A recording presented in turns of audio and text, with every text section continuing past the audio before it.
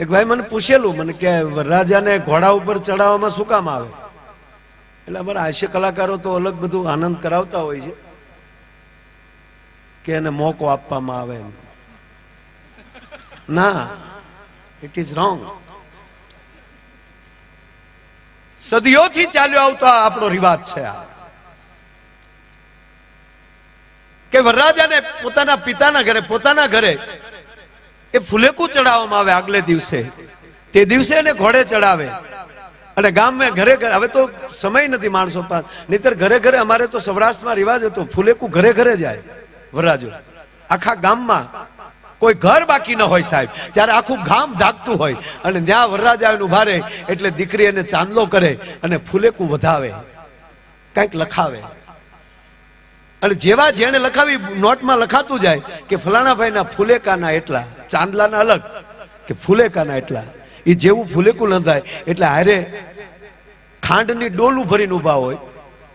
એ ઓલાને જે પરિવારે ફુલેકું વધાવે ને, બે નામ પોતાનો શેડો રાખીને ઉભા રહે. અમારે ત્યાં રિવાજ એટલે ખાંડનો વાટકો ભરીને આપે કે હાલ્યો, તમે અમારા દીકરાને વધાવ્યો, અમે તમારા ગળા મોઢા કરીએ, તમારા ઘરમાં રોજ હાકરવું વધે. આવો એક રિવાજ, આખી રાત ફુલેકું ચાલે.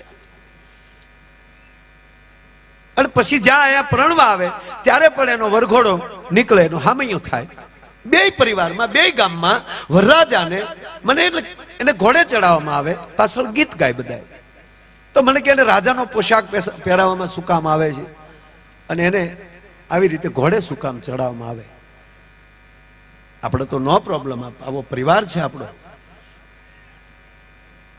ત્યારે મેં એને કીધું હતું કે એને એ માટે ઘોડે ચડાવવામાં આવે પરમાર સાહેબ, કે એ જે શેરીમાલી વરરાજો નીકળ્યો હોય ઘોડે ચડીને રાજા બનાવીને, એ ભીતુએ જોયો હોય અને શેરીએ જોયો હોય, એના ગીત ગવાના હોય.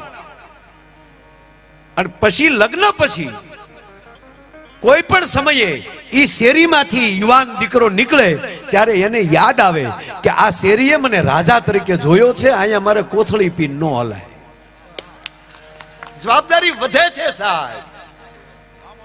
આ જેવી તેવી વાત નથી. આ આપણા હર કોઈ રિવાજ એની પાછળ એક વિઝન પડ્યું છે. અને એનો દાખલો દઉં તમને. અમારી ગાંડી ગીર, આપણી સૌરાષ્ટ્રની ગીર પંથકમાં એક નાનો એવો નેહડું, અને એ ટીબો થઈ ગયેલો, ત્યાંથી નેહડું નીકળી ગયેલું. અને ત્યાં એક ગોવાળ ગાયો ચારે છે, અને એમાં એક ફાટલ કપડે એક માણસ ત્યાંથી નીકળે છે.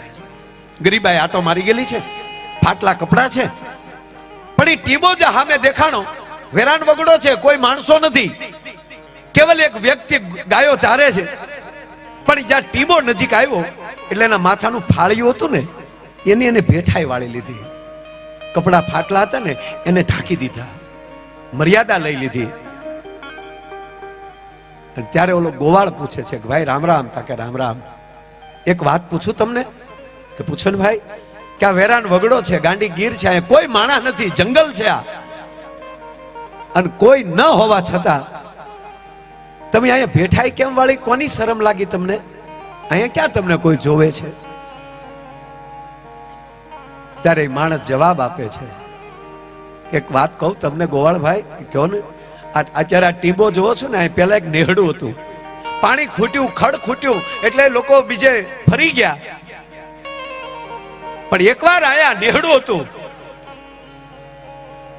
અને એકવાર હું અહીંયા વરરાજો થઈને આવેલો, અહીંયા રૂડા ઢોલ વાગેલા, રૂડી હરણાઈ વાગેલી, રૂડા ગીત ગવાયેલા. અને આ ધરતીએ મને રાજા તરીકે, વરરાજા તરીકે જોયો હતો. અને હવે મારી માં ધરતી મને લગર વગર કપડે જોવે તો મારી માં ધરતી ભોઠી ન પડે ને, એટલે મેં ભેઠાઈ વાળી લીધી છે સાહેબ. આજે આપણા સંસ્કાર જે છે, એક જવાબદારી આવે છે. આપણે આંગણે બે મહેમાન આવી જાય ને બાપ, એટલે આપણી જવાબદારી વધી જાય. નહીતર ગામ આપણી જેવા આપણા મહેમાનને ગણવા મળે. બહુ ઝીણી વાત છે. એમ જ્યારે સારું થાય છે ત્યારે એક જવાબદારી વધે છે. એટલે આ વરઘોડિયાને શુભકામના સાથે કહું, તમારી જવાબદારી વધે છે. સમાજની અંદર બહુ અઘરું છે. પણ અત્યારે ખરેખર મારા બધે લગ્ન જોઉં છું તો આમ તોડી નાખે એવા લગ્ન થાય બધે. હે એ રાજા મહારાજાઓ પાસે બગ્યું નોચ્યું એવું બગ્યું તો ભાડે મળે. જોવો તો ખરા, જે અંગ્રેજો કપડા પહેરતા એવા કપડા તો અત્યારે બેન્ડ વાજા વાળા પહેરે. ગોઠડ ગોઠડ સુધી બૂટ ને માથે ટોપા આમ એમણામાં આપણી પાસે આવે ને તો આપણે સેલ્યુટ મારવાનું મન થાય. પપ્પુ તારે આ તો બેન્ડ વાજો છે. અરે મોટા મોટા લગ્નોમાં જોઈએ છે એ બધું. પીરવવા વાળા ક્યાંથી આવે એ ખબર નથી. બોલો ધવલ, ઇન્દ્રની સભામાં આવા પીરવવા વાળા નહોતા. ડાયાબિટીસ હોય ઈ ભાફલા 10 ઢેફલા ખાઈ જાય. લાઈવ લાઈવ ગગી તને ના પડાય. ઈ પીરહીન તારીમાં વહી જાય, તું ગોટો વળી જાય.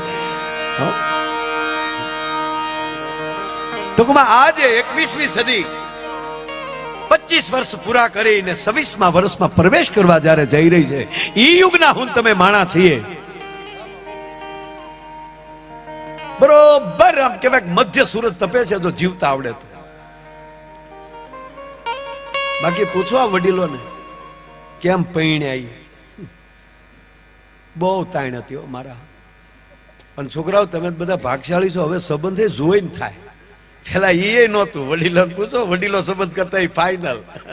જોવાની વાત જ ક્યાં હોય, તો ઘરે આવીને ઘૂંઘટ ખોલ્યા ત્યારે ખબર પડી આ આપણા ભાગ ગુલો રાણી બાદશાહ જે હોય. અને અમારા ઘુઘુના લગ્ન થયા એટલે પાછું ભાઈ માંડવામાં લાજ કાઢતા. આપણે કે ફેરા ફરતા ફરતા મોઢું જોઈ લઈ, રામ રામ કરો. સનગ્લાસ જેવી લાજુ હતી. એ આપણે બધાને જોઈએ કે એને આપણે ન જોઈએ કે. બોલો તમારા ઘુઘુએ કઈ જોયેલા નહીં. અને ગાંગો થયેલો ઉતાવળો. પરણીને ઘરે આવ્યા ને કોડી કડે રમી લીધા, પણ ગાંગો થયો ક્યારે ઘરના જોઈ લઉં. ત્યારે તો મર્યાદા હતી. ક્યારે એકાંત મળે ને ઓરડામાં જઈને ઘરનાનું મોઢું જોઈ લઉં.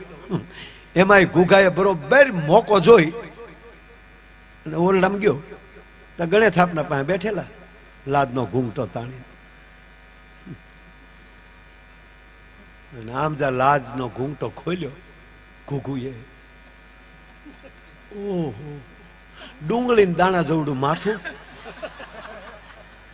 ડાળિયા દાણા જેવી આંખ્યું, કાનકડિયા જેવા કાન, સકરિયા જેવી આંગળીયું, લીંબુ જેવડો અંબોડો, અને હાટક ભેહું ભેગી કરો એવો વાન, આંખ્યું દાંત બે તપકે, રાખમાં પાણીના સાટા નાખ્યા જે રાખમાં ખાડા પડી જાય એવા મોઢામાં ખાડા પડી ગયેલા.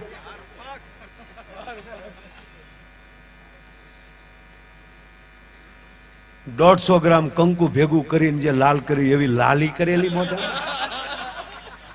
તું કાળી ને કલ્યાણી. એમાં ઓલી બિચારીએ જડ વજડ દાંત કાઢ્યા તો ઘૂઘું ભખ દીને પડી ગયો. ઓય બાપા, આની હાટું બેન્ડ વાજા વગાડ્યા આપણે. મોઢામાં ફીણ આવી ગયો, બેભાન થઈ ગયો. તો ઓલી દીકરી અજાણી હતી, એને એમ છું કે રોયાને વાય આવતી લાગે, તો એને ડુંગળી ભાંગીને ઉઘાડી, થોડુંક પાણી છાંટ્યું, મોઢા ઉપર પાણી છાંટ્યું. 15 મિનિટે ઓલો ભાનમાં આવ્યો. ત્યારે માતાઓને ખબર છે લાજુનો રિવાજ તો હતો જ, હજી છે જ. એટલે ઓલી દીકરી જે પરણીને આવી હતી એને સામો થોડોક એને બેઠો કર્યો પકડી. ઓલે કર્યું નમસ્તે. પછી એની પત્ની કીધું ખાવ આમ શું કરો, હજી હું પરણીને હાલી આવું છું, મારી સાથે વધારે વાત ન કરો તો મુબારક, પણ મને એટલું તો કહો કે હું કાલ પાણીની હેલ ભરીને બજારમાં નીકળું તો મારે કઈ કઈ ડેલીએ લાજ કાઢવી એ તો મને કહો. ત્યારે ઓલો માઇન્ડ એટલું બોલ્યો કે આખા ગામની લાજનો ઉલાળ્યો કરી નાખજે, ઉઘાડા મોઢે ઊભી બજારે હાલી જાય છે, આમાં કોણ ભડનો દીકરો તારી સામે મીટ માંડે એમ છે.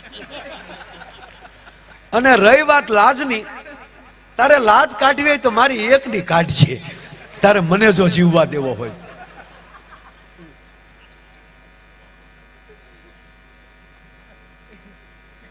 વાત એ છે સાહેબ, તમારામાં રૂપ નહીં હોય તો ચાલશે, તમારી અંદર ગુણ હોવા જોઈએ. રૂપ તમે ઊંચીનું લઈ શકશો. પ્લાસ્ટિક સર્જરીથી તમારો ચહેરો તમે અત્યારે બદલી શકશો. હેર કેરમાં જઈને તમારા વાળની સ્ટાઇલ તમે ફેરવી શકશો. સારા ટેલર પાસે જઈને તમારા કપડાની સ્ટાઇલ તમે ફેરવી શકશો. સારા ક્લાસ કરીને તમારા હાલવાની સ્ટાઇલ તમે ફેરવી શકશો. પણ સ્વભાવ ને સંસ્કાર નહીં ફેરવી શકો. એ તો જે કુળમાં આવ્યા એ સંસ્કાર આવીને ઉભા રહેવાના છે સાહેબ. એટલે હું હર હંમેશ પરેશભાઈ કહેતો હોઉં છું કે માણસની ડિઝાઇન બદલવી જોઈએ. 100% માણસની ડિઝાઇન બદલવી જોઈએ, પણ અંદરની ધાતુ ન બદલી જવી જોઈએ કે હું કોનું સંતાન છું, મારો બાપ કોણ છે.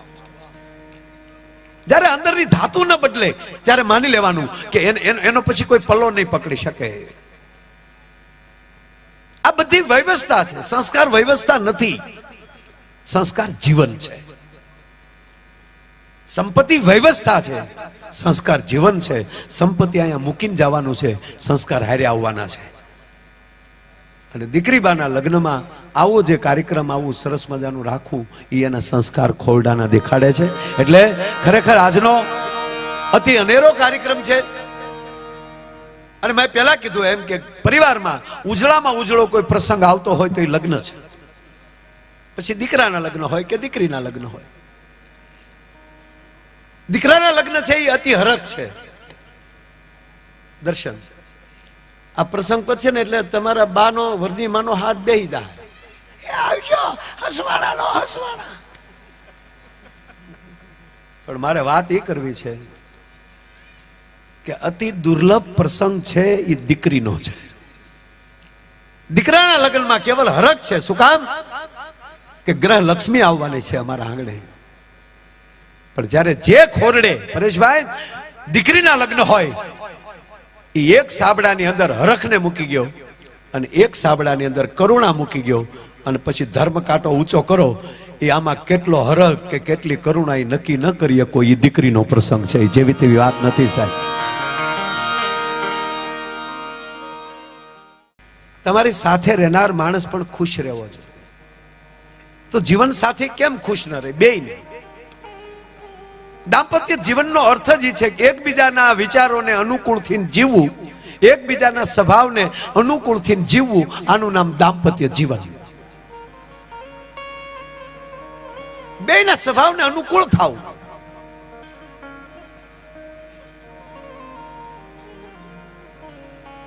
આ અઘરું છે. અને એમાં આ મોબાઈલ નો યુગ આવ્યો છે બાપ. બે વરઘોડિયા સાંભળજો.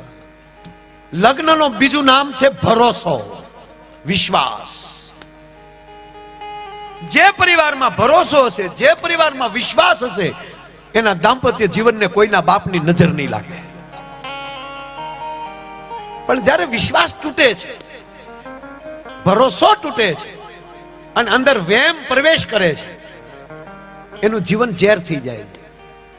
બસ ભરોસો રાખજો. બે ભરોસાથી જીવજો. બાકી આ મોબાઈલે મારી નાખ્યા માણસો. હંધાઈથી વહેલામાં વહેલો કોઈ હગો હોય તો બધાને મોબાઈલ હગો થઈ ગયો છે. જે ગણો આમ જ કરતા. અહીંયા તો ખરેખર ભગવાનની દયા છે સાહેબ. પરેશભાઈ નહીં ત્યારે અમારા પ્રોગ્રામમાં અમારે વારા ઘડીએ કહેવું પડે કે અહીંયા ધ્યાન રાખો. શું કામ? પ્રોગ્રામ કરતા મોબાઈલમાં આમ કરતા. આપણે બીજા દાંત બાજુ વાળા કાઢે બીજા હું હતું તારા બાપનું કપાળ. ઠામું કોઈ એમાં હોય અહીંયા પણ હોય આમાં. આમ જ કરતા.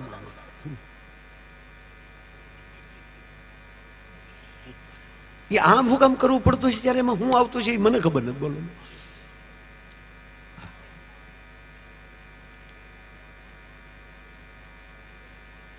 ખરેખર આમ હું જે વાતો કરું ને આફ્રિકાની વાતો કરવાનો છું, અહીંની નથી.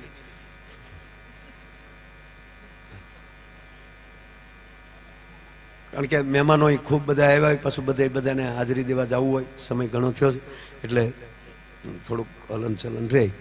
પણ હવે ટેસ્ટથી બેસજો ઘડી. ખરેખર સાહેબ માણસ મોબાઈલમાં જ ખૂતી ગયો. તમે આમ રોડે નીકળો ને તો ડ્રાઈવર એક જ ગાડી હાંકતો હોય, બાકી તમે આમ આડી નજરે પેલા ક્રોસ થતા હોય ત્યારે જોઈ લેજો એ ગાડીમાં બેઠા બધા આમ જ કરતા હશે. આપણે એમ થાય કે હારે નીકળ્યા શું કામ હશે? એક જણો તો આમ કરતો કરતો એને ઘેરે ગયો, 15મા માળે રહેતો હતો. એ આમ કરતા લિફ્ટ બોલાવી, લિફ્ટ આવી, પાછો આમ કરતો લિફ્ટમાં ગયો, 15 માળનું બટન દબી દીધું, પાછો મળ્યો આમ કરવા. હવે વચ્ચે કોકે લિફ્ટ અટકાવી હોય ને 7મા માળ વાળાએ બટન દબેલું, લિફ્ટ ત્યાં ઊભી રહી. આને એમ છું 15મો માળ આવી ગયો, આમ કરતો ઉતરી ગયો. બોલો, હવે રહેતો હતો 1545 નંબરના ફ્લેટમાં. એ જ ખૂણાનો ફ્લેટ 745. એ આમ કરતા એનું જ બટન દબ્યું તો અંદરથી બેને ત્યાં આમ કરતા દરવાજો ખોલ્યો. હામું કોણ ભોઈજો ભાઈ જોવે તો બોલો આમ કરતો સોફે બેસી ગયો. ઓલા બેને આમ કરતા રસોડામાં ગયા, પાણી લાવ્યા. એને આમ કરતા હમણાં પાણી આપ્યું. ઓલા આમ કરતા પાણી પી લીધું. બેન વે હજાર રસોડામાં, આ બેઠો સોફે. હવે યાદ કરો એ ક્યાં ફ્લેટ નંબર નો હતો? 1545 બેઠો તો એમાં 745 આવ્યો. એને ડોરવેલ દબાયો. એ આમ જ કરતો હતો. એમાં 1545 ઉભા થઈને દરવાજો ખોલ્યો. 745 1545 ને જોયો તો 745 વયો ગયો. એમ કે મારથી ભૂલ થઈ ગયું, હું કોક ના ઘરે વહી આવ્યો, સોરી કીને ઓલો વયો ગયો. બોલો સાહેબ, આ જીવન નથી. એટલે કવિ કાગ લખે છે કે માનવીની પાસે કોઈ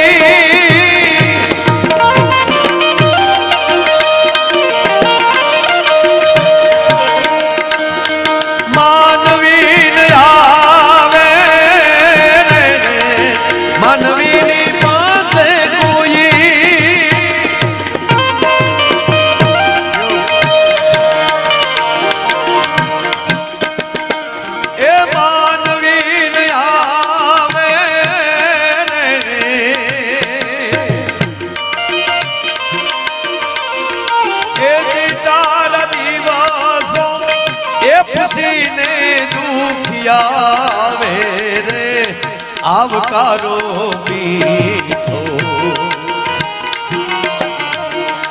આપજે રે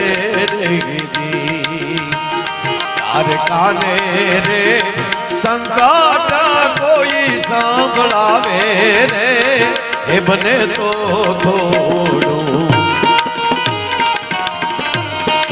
આપજે રે અરે રે બને તો થોડું કાપજે રે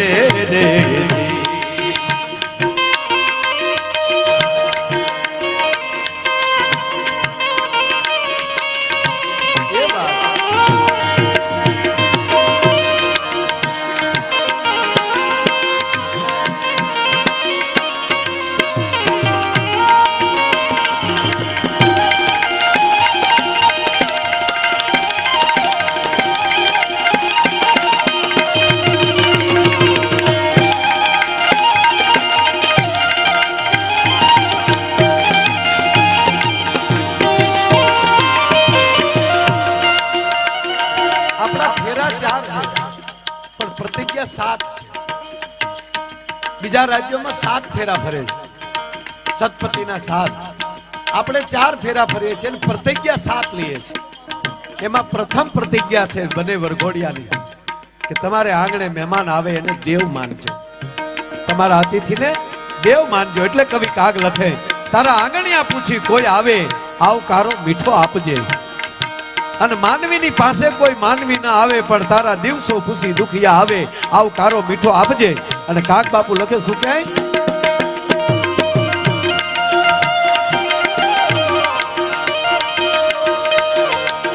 કેમ તમે આવ્યા છો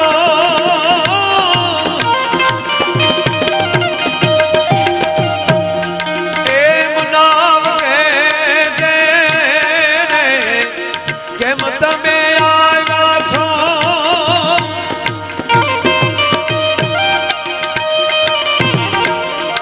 એ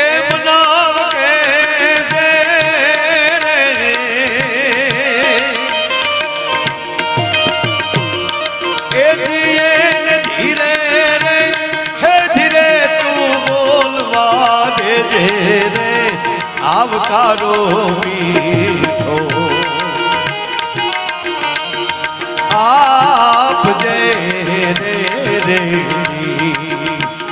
એને ધીરે રે એ ધીરે તું બોલવા દેજે રે આવકારો મીઠો આપજે રે રે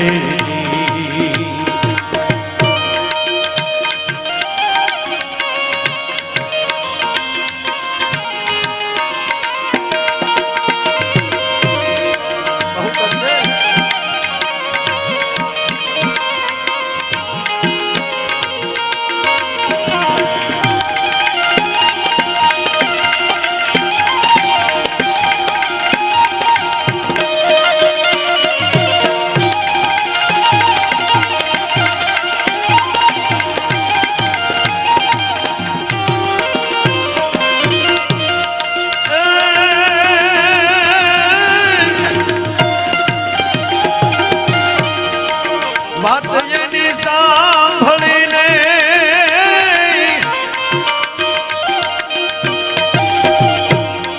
આડું નવજો રે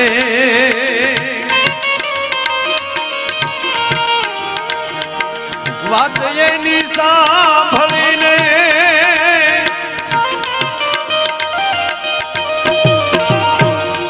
આડું નવજો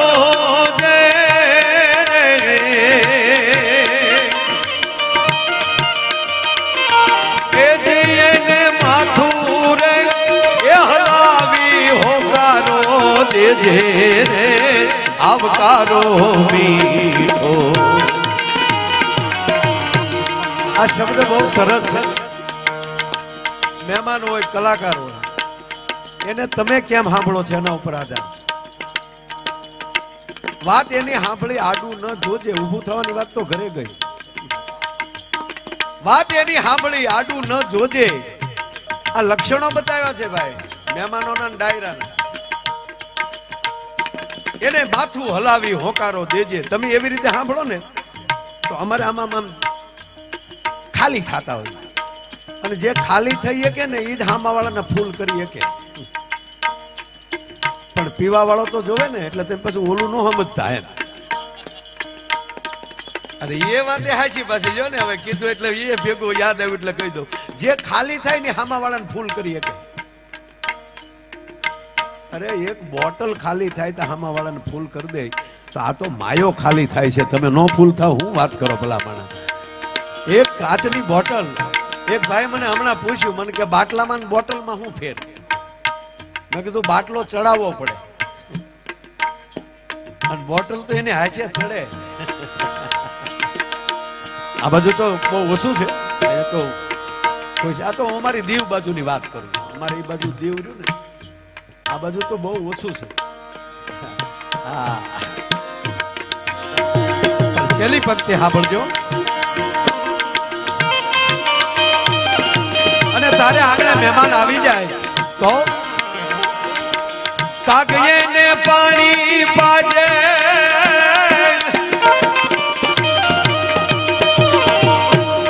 ભેળો બેહી જમાજે રે કાગયે ને પાણી પાજે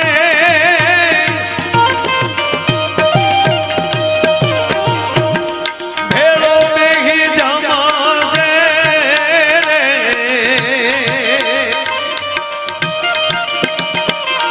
એ જીએન જાબારે એ હુદી તું વળાવા જાજે રે આવકારો મીઠો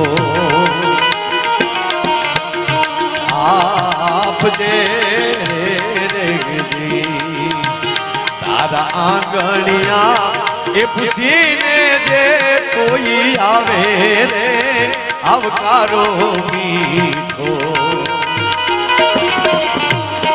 આપજે રે પધારો સાહેબ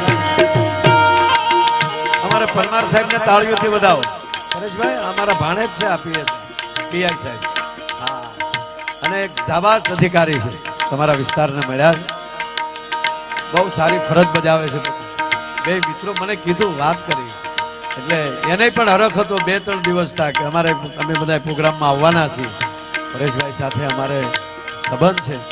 એટલે આ મોટી મજા જ આ છે સાહેબ.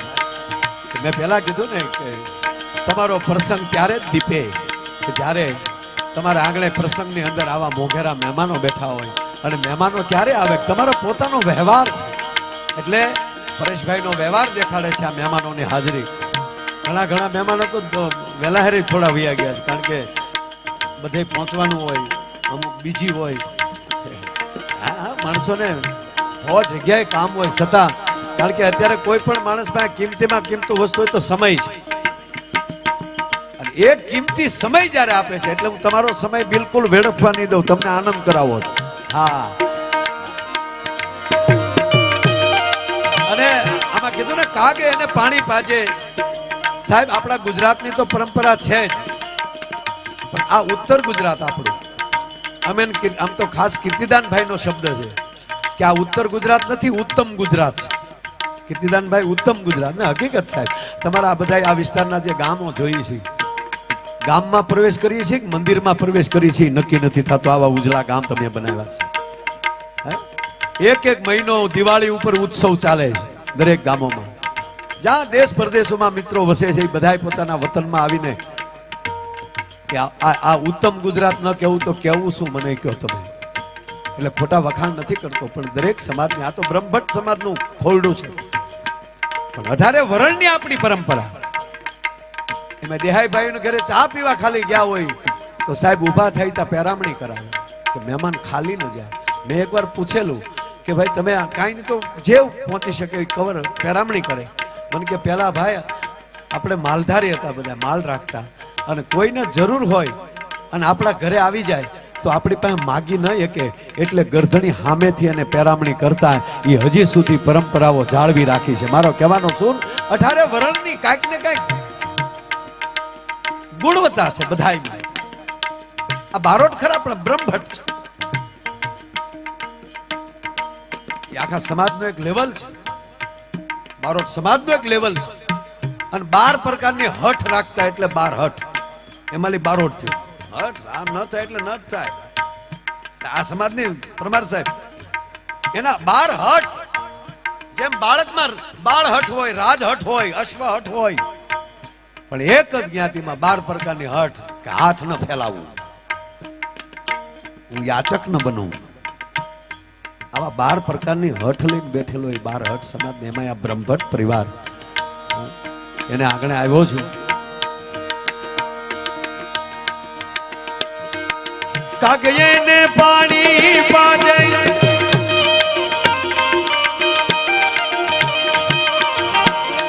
ભેળો બેહી જમાજે